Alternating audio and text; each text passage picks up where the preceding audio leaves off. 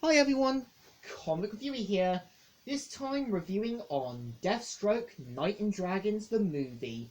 Now, as you know, originally Deathstroke, Knights and Dragons was supposed to be a 12 episode web series by the CW that only aired one episode, so eventually they released it as a film, much like Vixen and Freedom Fighters and other stuff.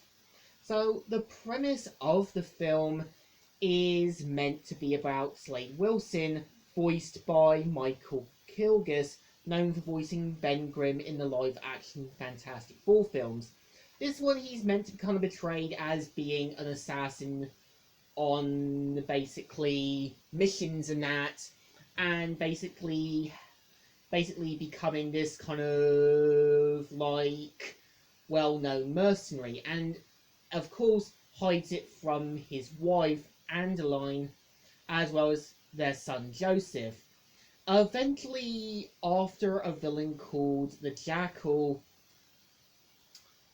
after basically kidnapping Joseph and basically beating Adeline to a pulp, causes Deathstroke to go in and rescue their son, but of course, after a mishap, causes Joseph to become mute and causes Adeline to cut ties with Deathstroke, as well as causing Deathstroke to act out on a mission to try and do the right stuff.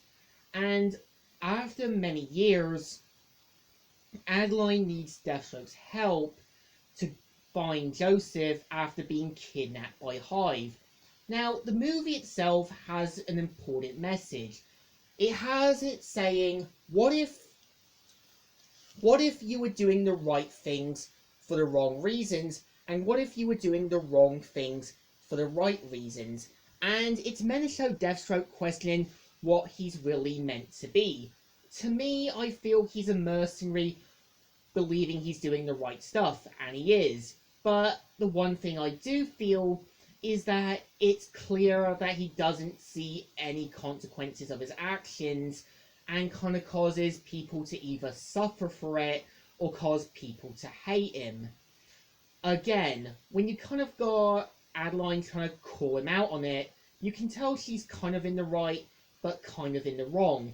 She's in the right to call out on everything Deathstroke's actions have caused, as actions have consequences, but is also in the wrong to kind of make it seem like he's an asshole.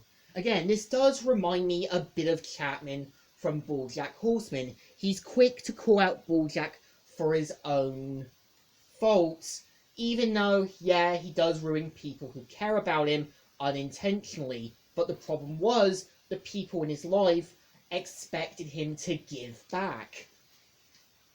So pretty much throughout the movie, we do see Deathstroke not only rescuing Joseph, but also learning truth about the Jackal's assistant, the Hive Queen, who is meant to be his daughter Rose. Now, what's actually interesting is that Rose's voice actress is Frey Mata, who is also known for being the voice for Kagami in Miraculous Ladybug, and she is known as a well-known gamer on the Poke Tekken games, and also has her own YouTube channel.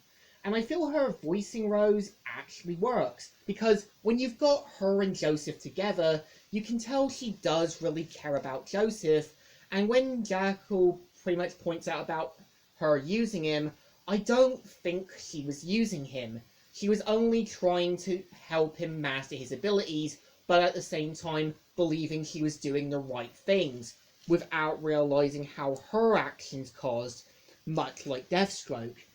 And I do feel the film does come across as a bit of a big summer blockbuster, which isn't a bad idea. And I do feel there are moments in the opening that feel a bit rushed. Like, yeah, having the opening of Slade washed up at sea, even though this could have probably have been a flashback to the experiment that happened to him.